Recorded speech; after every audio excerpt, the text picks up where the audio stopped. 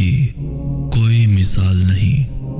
उसकी मोहब्बत उस फूल की तरह है जिसे देखा नहीं जा सकता, बस महसूस किया जा सकता है। और जब उसे महसूस करने लगोगे तो सारी उलझनें सुलझने लगेंगी। और याद रखो, तुम उसे भूल भी जाओ, वो तुम्हें तब भी नहीं भूलता। कुरान पाक में उस रब की बातें पढ़ो तो अक्ल दंग रह जाती है कि या अल्लाह, इतनी मोहब्बत मुझसे, या अल्लाह मैं इस काबिल नहीं। और बेशक जब वो राज़ी हो जाता है तो सारी कायनात झोली में लाकर रख देता है। कुछ लफ्ज़ों का इस्तेमाल करते हैं और कुछ खामोशी की ज़ुबान में उससे गुफ्तगू करते हैं। हर शख्स का अपना अंदाज है अल्लाह को महसूस करने का।